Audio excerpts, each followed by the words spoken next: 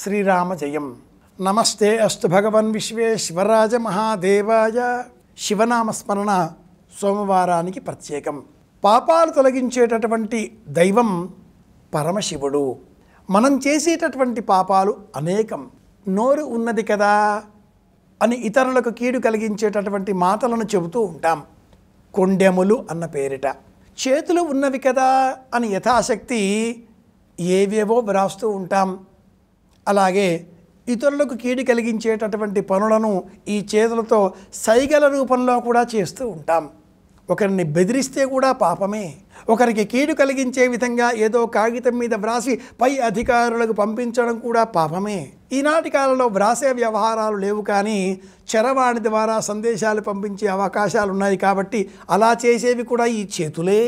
పాదములు ఉన్నవి కదా అని చెప్పి పోకూడని చోట్లకు పోవడం, కన్నులు ఉన్నవి కదా అని చెప్పి చూడకూడనివి చూడడం, ఆలోచనలు బుద్ధి ఉన్నది కదా అని చెప్పి ఆ ఆలోచనలతో ఈ బుద్ధితో ఊహించకూడనివి కూడా ఊహిస్తూ ఉండడం, ఇలా తెలిసి తెలియక అనేక విధాలుగా నిరంతరం అనేక పాపాలు మనం చేస్తూ ఉంటాం.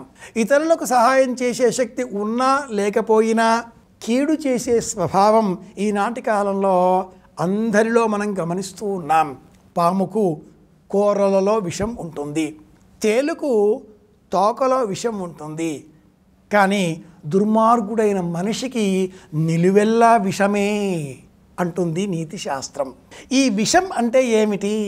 స్వభావం కోపము, దుర్మార్గము, అసూయ, ఇతరుల మేలు కోరకపోవడం, ఇతరుల క్షేమాన్ని చూచి ఓర్వలేకపోవడం, ఇవన్నీ కూడా విషంతో సమానమైనవి.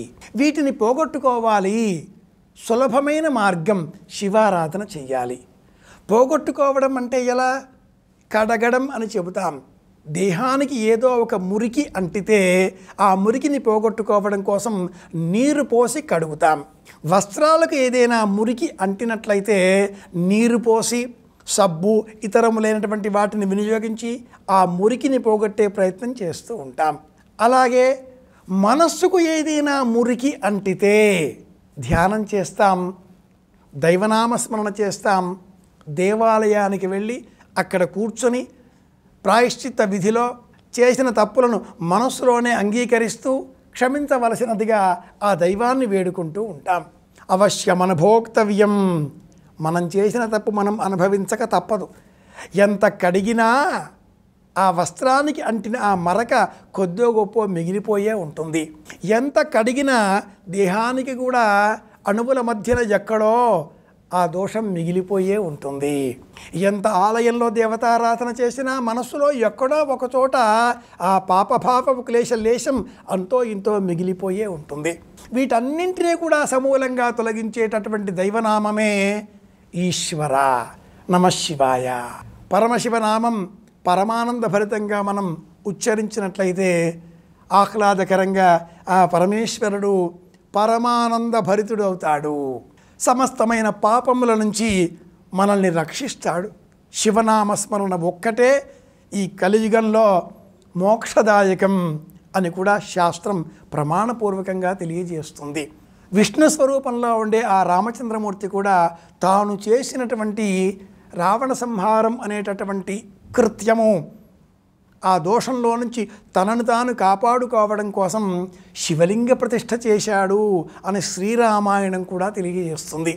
నేటి కాలంలో వైష్ణవ మత ప్రచారకులు శ్రీరామాయణంలో రాముడు శివలింగ ప్రతిష్ఠ చేసినట్లుగా లేదు అని ప్రవచనాలు చేస్తూ ఉన్నారు. కానీ పద్మపురాణంలో ఈ విషయంగా అనేక ఆధారాలు మనకు తెలియవస్తాయి. సాగర సంబంధంగా చేసిన సంబోధన, మహా అన్న శబ్దపూర్వకమైనటువంటి సంబోధన శివ సంబంధితమే. మహాదేవ అన్న నామాన్ని ఈశ్వర సంబంధంగానే మనం స్మరించాలి. కనుక లోకంలో బహుళంగా ప్రయోజనకరంగా ఉన్నటువంటి ప్రచారమైన అంశాన్ని నేడు కాదు, కూడదు, లేదు శ్రీరామాయణంలో అనేటట్లుగా చెప్పడం కంటే ఆదిదైవంగా ఉన్న ఆ పరమేశ్వరుడిని అందరూ స్మరిస్తారు అని చెప్పడంలో ఎంతో ప్రయోజనాన్ని మనం సాధించుకోగలుగుతాం.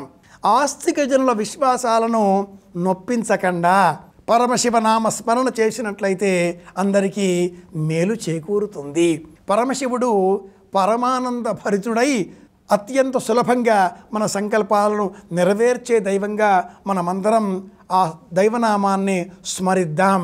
మాఘమాసం సోమవారం శివనామస్మరణ చేసినట్లయితే ఆ శివానుగ్రహంతో సమస్త సంకల్పాలు నెరవేరుతాయి. విశ్వేశ్వరాయ మహాదేవాయ త్ర్యంబకాయ త్రిపురాంతకాయ త్రికాగ్నికాలాయ, ఆయన మహాదేవుడు. కాలాయ నమః కల వికరణాయ నమః బల వికరణాయ నమః బలాయ నమః బల ప్రమథనాయ నమః సర్వభూతదమనాయ నమో మనోన్మనాయ నమః. ఓం నమః శివాయ. శివానుగ్రహంతో మళ్ళీ రేపు కలుసుకుందాం. అందరి క్షేమాన్ని కోరుదాం. శుభమస్తు. శ్రీరామ జయం.